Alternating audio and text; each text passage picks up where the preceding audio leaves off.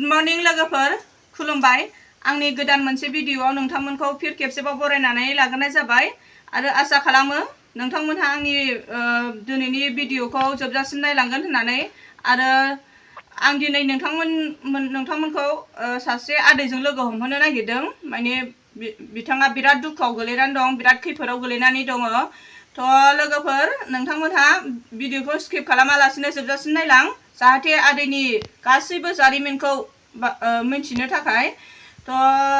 start खालामसै लोगोफोर आदैनाव जोङो सोंनानै लानि गावनि खुगानिफ्रायनो आदैया गावनि सिनायथिखौ लाग्रोदो गुड मर्निं खुलुमबाय आङो माबानि कारिगाव मैनागुरिनि आङो क'क्राझार जिल्ला ओमफ्रायथ' आङो मोनसे बेमाराव गोलैदों आं बिनि थाखाय नैबे बायद'खौ लोगो हमनाय जादों आरो बे बायद'खौ लोगो हमनानै आङो मोनसे अनसुंथाइ हेफाजाबफोर मोनो खोमा होननानै आं फैनाय जादों दा बेखौ लोगो हमफैनाय जादों दा लोगोबो मोनदों दा आंनि काहिनिखौ आं बुंथिनानै होनोसै नामा माने आङो उल्टापानियाव थांनानै आबाद मावनो थाहैदोंमोन दा बे जायगायाव मैदेर मेरलाखाय दंफाङाव गाखोनाय जादोंमोन आङो बे दंफाङाव गाखोनानै थानायाव हरनि समाव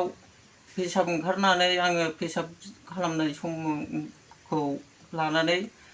ओंखारनो नागिरदोंमोन दंफां गाखोनायनिफ्राय ओंखारनो नागिरदोंमोन आं बे ओंखारनो नागिरनायावनो ससे ओंखारनानैनो गादलिनफ्लांनानै गोग्लैनानै आंनि दा सिनस्रि लोरिदों सिनस्रि बायदों आरो खिथांथारि गावबाय फेन्दा बायनानै दं आरो पेसाबबो जाला खिनायबो हिसाब गैला जानला मोनला जानानै दं आरो आङो दा पेरालाइसिसबो जानानै दङ आङो डाक्टारनाव थांदोंमोन हस्पिटालाव क'क्राझारावबो थांदों क'क्राझाराव हायैनि गुवाहाटियाव थांदों गुवाहाटियाव हाया होननानै सिलिगुरियाव फाथायहरदोंमोन सिलिगुरियाव आं थांनो हायासै बे थांनो हायैनि जाहोना जाहैबाय थाखा फैसा गैया बे थाखा फैसा गैयिनि थाखाय आं दाबो न'आवनो ओरैनो गोलैसोनानै दङ दा बिनिखायनो आङो मोनसे रायजो राजानिफ्राय एसे अनसुंथाइ मोनो खोमा बेखौ आं सानदों आरो दा बेखिनिखौ दोनथ'बाय आं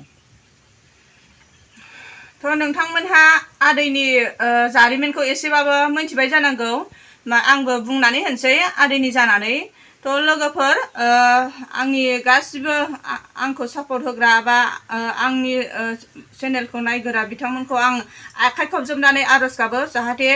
नोंथांमोनहा हायोबा आदैखौ अननानै एसे हेफाजाब हो थाइसे थाइनैजोंबाबो माने आदैया दा पेरालाइसिसबो जाबाय न'खराव बेनो गारजेन आरो न'खराव गासिबो उन्दै उन्दैजोब ओमफ्राय रावबो खामायग्रा गैया दा बिथाङा हा हु